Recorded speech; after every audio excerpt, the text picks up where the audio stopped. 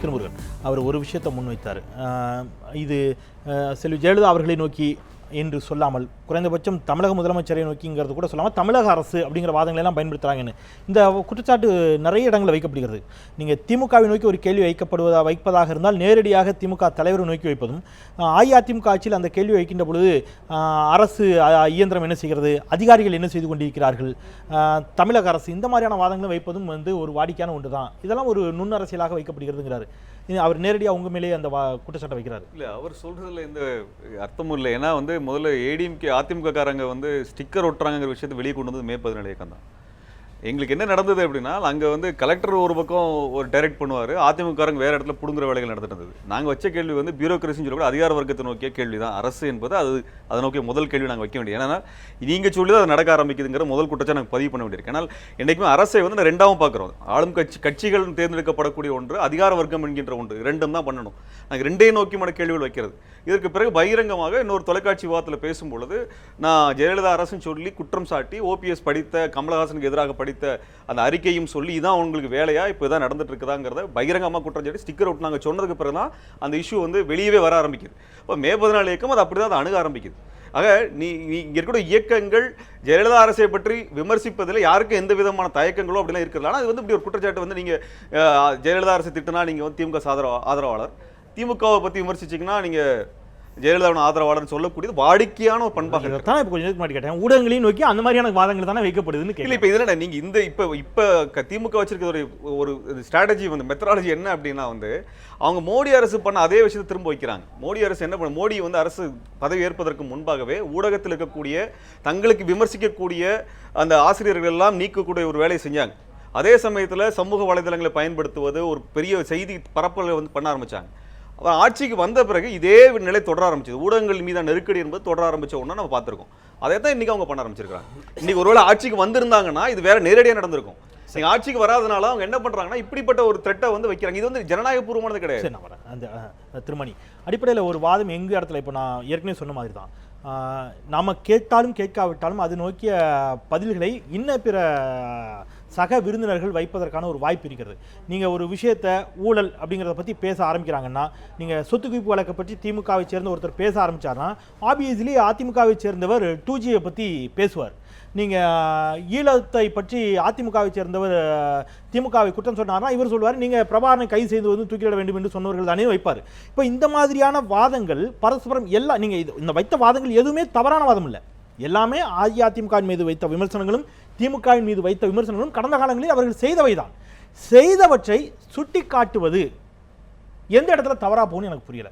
நீங்க ஏன் கடந்த காலங்களில் என்றோ நாங்கள் செய்ததைன்னா செய்யாததே அல்ல, அவரே ஆர்எஸ் பாரதி சொல்றார், என்றோ நாங்கள் செய்ததை அப்படிங்கிறாரு. செய்ததை நீங்களும் இதை செய்தவர்கள் தானே அப்படிங்கிற வாதத்தை வைப்பதில் என்ன பிழை? இல்லை, வைக்கிறதுல பிழைன்னு சொல்ல முடியாது. ஆனால் நீங்கள் கொஞ்சம் ஆழமாக பார்க்கணும். இப்போ நம்ம திருமுருகன் காந்தி சொன்ன மாதிரி ஒரு பாயிண்ட் அவங்கள விட, அதாவது வெகுஜன ஊடகங்களில் பாதிக்கப்படக்கூடிய, இக்னோர் பண்ணப்படக்கூடியவங்க இருக்கிறாங்க. திமுக அதிமுகன்ற 2 பேர் தவிர மற்றவங்களுக்கான ஸ்பேஸ்ன்றது இங்கே ரொம்ப தான் ஷ்ரிங்காக இருக்குது. சமூக வலைதளங்கள் இல்லைன்னா அவங்களுக்கு ஸ்பேஸே கிடையாது. ஆனால் இந்த திமுக வைத்திருக்கக்கூடிய இந்த பர்டிகுலரான குற்றச்சாட்டுகள் அவங்க ரொம்ப ஓப்பனாகவே சொல்கிறேன்னா ஒரு 3-4 பெரிய தொலைக்காட்சிகள், ப்ரொஃபஷனலாக இருக்கக்கூடிய தொலைக்காட்சிகள், கட்சி சார்ந்த தொலைக்காட்சிகள் தவிர்த்துட்டு பார்த்தீங்கன்னா அந்த தொலைக்காட்சிகளின் செயற்பாடுகள் கிட்டத்தட்ட அவர்கள் சொல்லக்கூடிய குற்றச்சாட்டில் இருக்கக்கூடிய உண்மையை பிரதிபலிப்பாகத்தான் இருக்கிறது. இப்போ ஒரு விவாதத்தில் ஒரு நீங்கள் சொத்து குவிப்பு வழக்கை பற்றி, ஜெயலலிதாவோட சொத்து குவிப்பு வழக்கை பற்றி ஒருத்தர் பேசினார்னா திமுகவை சார்ந்தவரோ திமுகவை சார்பு நிலை உள்ளவரோ இமீடியட்டாக திமுகவை சார்ந்தவரோ அல்லது அந்த சார்பு நிலை உள்ளவரோ 2Gயை பற்றி தான் பேசுவார். இவங்க பேசாட்டியும் அந்த ஆங்கரே அதை எடுத்து கொடுத்து பேச வைப்பார். லீடு கொஸ்டின்ஸ் போட்டு பண்ணுறதுன்றது இது 1-2 தரவுகளை வச்சு நீங்கள் முடிவு செய்யக்கூடிய விஷயம் இல்லை. அந்த டிபேட்ஸ் ஸ்ட்ரக்சர்டாக எப்படி டிஎம்கேவா போகுதுன்றதான் முக்கியமான விஷயம். இதை சொல்கிறதால திமுக நான் திமுகவை மற்ற விஷயங்களை நியாயப்படுத்தலை.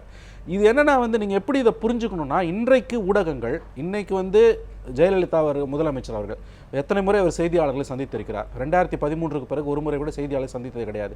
இதற்கு முன்பெல்லாம் அவர் முதலமைச்சராக பதவியேற்ற பிறகு ஒவ்வொரு முறையும் செய்தியாளரை சந்திப்பார். இந்த முறை செய்தியாளரை சந்திக்கவில்லை. அமைச்சர்களும் சந்திப்பது கிடையாது, அதிகாரிகளும் சந்திப்பது கிடையாது. மோஸ்ட் இன்ஆக்சசிபிள் கவர்மெண்ட்ன்றது இது இங்கே இருக்கக்கூடிய கவர்மெண்ட் தான். இந்தியாவில் வேறு எந்த மாநிலத்திலையும் இப்படி கிடையாது. ஃபீல்டில் இருக்கக்கூடிய எல்லா ஜேர்னலிஸ்ட்டுக்கும் இது தெரியும். ஆனா திமுகவில் நீங்க பாத்தீங்கன்னா கலைஞரையோ மற்றவர்களையோ எந்த நேரம் வேணாலும் நீங்க போய் பார்க்கலாம். அதுதான் நான் கேட்டேன். இது முக்கியமான விஷயம். ஆகவே அவங்க வந்து ஹை மாரல் கிரவுண்ட்ல இருக்காங்க. நான் தொடக்கத்திலே ஒரு கேள்வி வச்சேன். நீங்க அஇஅதிமுக யாருமே பேச இயலாத இயக்கம், பேசவே முடியாத இயக்கம் அப்படின்னு நீங்க இன்னைக்கு தலைமை பேசலைங்கிறீங்க. தலைமையை தாண்டி இன்ன பிற இடங்களில் இருக்கக்கூடிய எல்லோருமே இன்றைக்கு ஊடகங்களில் பேசக்கூடிய ஒரு 11 பேர் கொண்ட பட்டியலை கொடுத்திருக்காங்க. சார் ஒரு நிமிஷம் நான் முடிச்சிடுறேன். நீங்க அறிவாலயத்திற்கு சென்றால், அண்ணா அறிவாலயத்துக்கு சென்றால் திமுக தலைவர் கருணாநிதி அவர்களிடம் நிச்சயமாக எளிதில் பேட்டி எடுக்க முடியும். அதுல மாற்று கருத்தே கிடையாது. ஆனால் அந்த அளவிற்கு சுதந்திரம் இருக்கக்கூடிய இயக்கம், ஜனநாயகபூர்வமான இயக்கம் என்று சொல்லப்பட்டு கொண்டிருக்கக்கூடிய திமுக இவ்வாறான ஒரு நடவடிக்கை முற்றிலும் முரணா இருக்குது நான் கேட்கிறேன். இல்ல முரணா இது வந்து ஆரோக்கியமானதல்ல, வரவேற்கத்தக்கதல்ல, இது நிலையானதும் அல்ல. அதை நான் பதிவு பண்ண விரும்புறேன். நீங்க ஒரு விஷயத்தை புரிஞ்சுக்கலாம். இப்போ ஏடிஎம்கேல இருந்து அவங்க ஸ்போக்ஸ் பர்சன்ஸ் லிஸ்ட் கொடுத்துருக்காங்க. நம்முடைய ஐயா சமரசம் கூட அதுல இருக்காரு. பிரச்சனை அது கிடையாது. அரசு எந்திரம் என்ன பேசுது? இன்னைக்கு வந்து எந்த அமைச்சரும் பேச மாட்டார், முதலமைச்சர் பேச மாட்டார், போலீஸ் கமிஷனர் பேச மாட்டார், டிஜிபி பேச மாட்டார், சீஃப் செக்ரட்டரி பேச மாட்டார், அட்வைசர் பேச மாட்டார், எந்த துறை சார்ந்த செயலாளர்களும் பேச மாட்டார்கள். நான் சொல்வது பொய் என்றால் உங்களுடைய நிருபர்களை நீங்கள் கேட்டு பார்க்கலாம். ஃபீல்டில் இருக்கக்கூடிய ஒரு சின்ன பத்திரிகையிலிருந்து பெரிய தொலைக்காட்சி வரை இருக்கக்கூடிய அத்தனை செய்தியாளர்களும் நான் உட்பட நாம் களத்தில் நாம் அனைவரும் சந்திக்கக்கூடிய இந்த பிரச்சனை என்னன்னா, டிரான்ஸ்பரன்சி இந்த கவர்மெண்ட்டுக்கு கிடையாது. பார்ட்டியோட ஸ்போக்ஸ் பர்சன்ஸ் பேசுறதுன்றது வேற, அரசுக்கான இதை எடுத்து சொல்ல வேண்டிய கடமை, இதை மக்களிடம் கொண்டு போய் சேர்க்க வேண்டிய இந்த மாதிரி பிரச்சனை இருக்குதுன்னா அந்த பிரச்சனையை கொண்டு போய் சேர்க்க வேண்டிய கடமை மிகப்பெரிய ஒரு எதிர்க்கட்சிக்கு இருக்குதா இல்லையா? அவங்க அதை செஞ்சுக்கிட்டு தான் இருக்காங்க. நீங்க இந்த தொலைக்காட்சி விவாதத்தை இன்னொன்னு புரிஞ்சுக்கோங்களேன். இது ஒன்றும் நான் ரெண்டு விஷயம் தொலைக்காட்சி விவாதங்களா ஒரே தொடர்புடைய தகவல். இது புதுசு கிடையாது. 94ல் மதிமுக பிரிந்த பிறகு ஒருதலை பட்சமாக செய்தி வெளியிட்டார்கள் என்று தினமணியை வாங்காதீர்கள்னு கலைஞர் முரசொலியில் அறிவிப்பு கொடுத்து தினமணியை வாங்குவதை நிறுத்தியவர்களுடைய பட்டியல்னு ஒரு 2 வருஷம் போட்டாங்க. இது வந்து இவங்க மட்டும் செய்யல. ஒரு தொலைக்காட்சி 2008 டாக்டர் மன்மோகன் சிங் அரசுக்கு எதிராக நம்பிக்கையில்லா தீர்மானம் வந்த பொழுது ஒரு ஸ்ட்ரிங் ஆபரேஷன் எடுத்துட்டு அவங்க போடலன்ட்டு ஒரு குறிப்பிட்ட தொலைக்காட்சியை பிஜேபி 6 மாத காலங்களுக்கு மேலாக புறக்கணித்தது. ஒவ்வொரு காலகட்டத்திலும் ஒவ்வொரு கட்சியும் செய்யக்கூடிய விஷயம் தான் இது. நம்முடைய மாநிலத்தை பொறுத்தவரை இருக்கக்கூடிய பிரத்யேகமான பிரச்சனை என்ன என்றால், ஒரு அரசு எந்திரம், மிகப்பெரிய செல்வாக்கு மிக்க ஒரு முதலமைச்சர், தமிழ்நாட்டோட தனிப்பெரும் கட்சி, அந்த கட்சி சார்பாக பேசுகிறார்கள். அந்த அரசு எந்திரத்திலிருந்து யார் பேசுகிறார்கள்? இல்ல, அதுதான் நான் திருப்பியும் கேட்கிறேன் மணி. நீங்க இந்த விமர்சனத்தை வைக்கின்ற பொழுது அது பேசப்படலைங்கிறது எந்த அளவிற்கு உண்மையோ அந்த விமர்சனத்தை நீங்க வைக்கிறீங்க. அதற்கான ஸ்பேஸ் கொடுக்கிறது ஊடகங்கள். மற்ற ஊடகங்களை விட்டுருங்க. நான் நியூஸ் 7 எடுத்து பேசுறேன், கேள்வி எடுத்து எடுக்கிறேன். அதற்கான ஒரு ஸ்பேஸ் கொடுத்துருக்கோம், நீங்க இன்னைக்கு பதிவு செய்றீங்க. நான் கேட்கிறேன், ஆக்கப்பூர்வமான எதிர்க்கட்சியாக அதை சுட்டிக்காட்ட வேண்டிய கடமையும், இதே மாதிரியான ஊடகவாதங்கள் அதை சுட்டிக்காட்ட வேண்டிய கடமையும் திமுகவிற்கு இருக்கிறது. நீங்க அதிமுக அதில் தவறிவிட்டது. ஒரு அரசாக, அரசு இயந்திரமாக அரசின் செயல்பாடுகளை சொல்ல வேண்டிய இடத்தில் இருப்பவர்கள் தவறிவிட்டார்கள் அப்படிங்கிற வாதத்தை வைக்கின்ற பொழுது அதற்கு இணையான கேள்வி இந்த பக்கமும் வருது இல்லையா? நான் கேட்கிறேன். கண்டிப்பாக வருகிறது. அந்த கேள்வி, அந்த ஸ்பேஸ் அவங்க விட்டு கொடுக்க கூடாது. நீங்க சொல்றதா ஏன் கருத்தும். அந்த ஸ்பேஸ ஆங்கிலத்தில் சொல்றா செசீட் பண்றதுன்னு வாங்க. அதை வந்து அவங்க விட்டு கொடுத்துட்டு போக கூடாது. ஏன்னா அவர்கள் பிரதான எதிர்க்கட்சி தொலைக்காட்சி வாதங்களை புறக்கணிப்பதன் மூலமாக அது ஒரு விதத்தில் ஆளும் கட்சிக்கு, ஏற்கனவே டிரான்ஸ்பரன்சி இல்லாத ஒரு கவர்மெண்ட்டுக்கு லாபமா தான் போகும். நான் வரேன் திரு தானசோ. கடந்த சில முன்பு உடனே வரேன் தானசோக்கிட்ட அது தொடர்பான கேள்விங்க நான் கேட்டு வந்துடுறேன். கடந்த சில தினங்களுக்கு முன்பு திராவிட முன்னேற்ற கழக தலைவர் திரு கருணாநிதி அவர்கள் ஒரு அறிக்கை கொடுத்திருந்தார். ஜனநாயகத்தினுடைய எல்லா அமைப்புகளும் செல்லரித்து போய்விட்டன, அது புழுத்து போய்விட்டது. இதில் வந்து இளைஞர்கள் எல்லா விதமான தியாகங்களையும், இந்த ஜனநாயகத்தை காப்பாற்றுவதற்கு இளைஞர்கள் எல்லா தியாகங்களையும் செய்வதற்கு தயாராக இருக்கணும்னு சொல்றார். ஜனநாயகத்தை காப்பாற்றுவதற்கு இளைஞர்கள் எல்லா தியாகங்களையும் செய்ய வேண்டும் என்று சொல்லிய அதே வேளை இன்னொரு பக்கம் ஒரு ஜனநாயகபூர்வமான ஒரு விவாத வடிவங்களை புறக்கணிப்பது அப்படிங்கிறது ரெண்டு முற்றிலும் முரணா இருக்குது. இல்லை, முற்றிலும் முரணா. நீங்கள் உங்களுடைய பார்வையில் அப்படி இருக்கு. எனக்கு என்னன்னா, இந்த புறக்கணிப்பையே திமுக இதை செய்வதற்கான ஒரு ஆயுதமாக தான் பயன்படுத்துது. இப்போது புறக்கணிப்பு என்று அறிவித்திருக்கிறார்களே தவிர இது கண்டிப்பாக தொடரப்போவதில்லை. இதே போல் தந்தி டிவியை புறக்கணிப்போம் என்று முரசொலியில் அதிகாரப்பூர்வமான ஒரு தகவல் வந்தது. அதன் பிறகு அவர்களை அணுகி அதன் பிறகு பங்கேற்பார்கள். ஆக இந்த ஒரு எதிர்ப்பை பதிவு செய்வதே கூட ஊடகங்களில் நடக்கும், தமிழகத்திலே நடக்கும் இந்த விஷயத்தை மக்களுக்கு தெரியப்படுத்துவதற்கான என்ன கேட்கிறேன்னா, இதே மேடையில வந்த அமர்ந்து திமுகவை சேர்ந்த ஒருவர் வந்த அமர்ந்து பலமுறை பேசியிருக்கிறாங்க. நீங்க வந்து ஊடகங்களுக்கு இந்த மாதிரி பேசுவது சரியா, ஊடகங்களுக்கு ஒரு சார்பு இருப்பது சரியா, ஊடகங்கள் இதை கேட்பதற்கு ஏன் தயங்குகிறீர்கள்? திமுகவை சேர்ந்த பல சிறப்பு விருந்தினர்கள் கேட்குறாங்க, நீங்க தமிழக முதலமைச்சரை சந்திக்க முடியுமா, உங்களால் தமிழக முதலமைச்சரை சந்தித்து கேள்விகள் எழுப்பியிருக்கிறீர்கள்? அந்த மாதிரி கேள்வியெல்லாம் இங்கே வச்சிருக்காங்க. அது மக்களுக்கு போய் சேரத்தானே செய்யுது. அந்த மாதிரி விவாதிப்பது தானே ஆரோக்கியம்.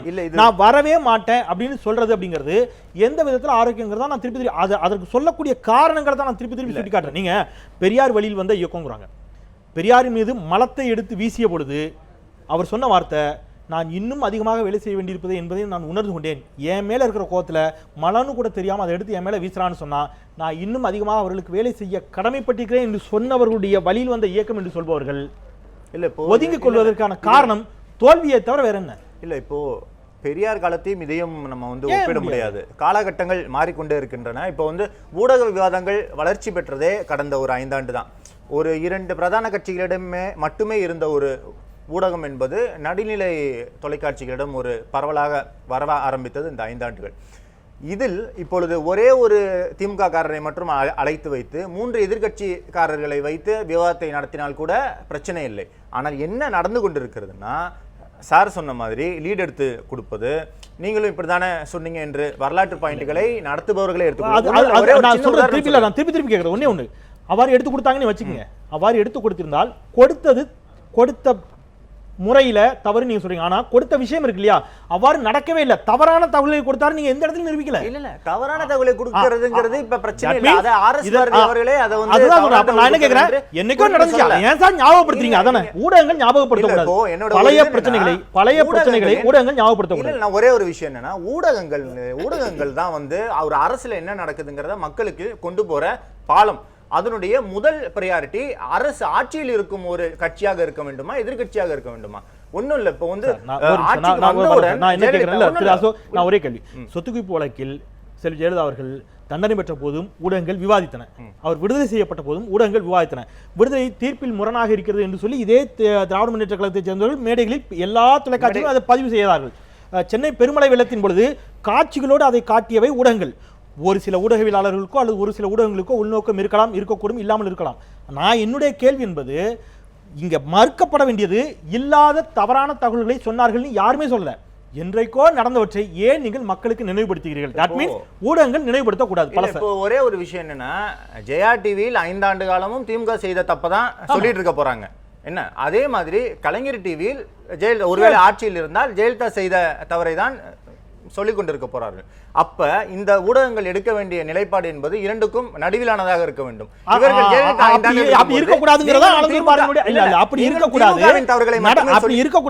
ஆளுங்கட்சியுடைய தவறு மட்டுமே பேசுங்க என்று சொல்லவே இல்லை. ஒரே ஒரு சின்ன உதாரணம், இப்போ எந்த ஒரு விஷயத்திலையுமே நம்ம கருத்து உருவாக்குவது என்பது அந்த ரேஷியோவின் அடிப்படையிலானது. ஒரு இத்தனை பிரச்சனைக்கு வந்து ஆளுங்கட்சியை எதிர்கட்சியின் மீது குற்றச்சாட்டு வைக்கும் ஊடகங்கள் எத்தனை பிரச்சனைக்காக ஆளுங்கட்சி மீது வைத்திருக்கிறார்கள். அப்படி என்ன இந்த ஆளுங்கட்சி ஒரு சொர்க்க மாதிரியான ஒரு ஆட்சியை தந்து சின்ன விஷயம். ஜெயலலிதா ஆட்சிக்கு வந்தவுடன் வாரம் ஒரு முறை பத்திரிகையாளர் இதுவரை அதன் மீது எத்தனை விவாதங்கள் நடைபெற்றிருக்கிறது? அசோக், நான் தெளிவா சொல்றேன். இதே கேள்வி நேரத்துல செல்வி ஜெயலலிதா அவர்கள் இன்னைக்கு ஒரு முக்கியமான ஊடகத்தின் தலைமை செய்தியாளர் ஒரு காணொலியை இணையத்தில் வந்து கொண்டிருக்கிறது. ஒட்டுமொத்த இந்தியாவும் அமைச்சர்களின் இந்த காலில் விழும் ஒரு அசிங்கத்தை கிண்டல் செய்து கொண்டிருக்கும் பொழுது அவர் உட்கார்ந்து அவர்கள் விருப்பத்தின்பால் அவர்கள் விழுகிறார்கள், இதில் வந்து நம்ம வருத்தப்பட என்ன இருக்கு என்று அவர் பேட்டியளிக்கிறார். அவர் வந்து ஒரு நடுநிலை தொலைக்காட்சியின் முதன்மை செயலாளர். இப்படியான ஒரு விஷயங்களை வைத்துக் கொண்டு இப்படிப்பட்டவர்களால் நடத்தப்படும் விவாதம் எப்படி நடுநிலையானதாக இருக்கும்? திருப்பி கேட்கிறேன். ஊடகங்கள் தீர்மானிக்கக்கூடிய இடத்தில் வந்து விட்டார்கள், அல்லது ஊடகங்களை சொல்வதை மட்டுமே மக்கள் அப்படியே நம்பி விடுகிறார்கள் என்ற அளவிற்கு நாம் சென்று விட முடியுமா அப்படிங்கிற கேள்வியோட ஒரு சிறிய இடைவேளைக்கு பிறகு திரு சமரசம் அவர்களிடம் தொடங்கலாம். ஊடகங்கள் ஒருவேளை இவ்வாறு திட்டமிட்டே திமுகவின் மீதான கடந்த கால திமுகவினுடைய செயல்பாடுகளை மீண்டும் மீண்டும் நினைவுபடுத்தி இருந்தாலும் கூட அதை அப்படியே ஏற்றுக்கொள்ளக்கூடிய இடத்தில் தான் மக்களும் வாக்காளர்களும் இருக்கிறார்களா என்ன? பேசலாம் ஒரு சிறிய இடைவேளைக்கு பிறகு.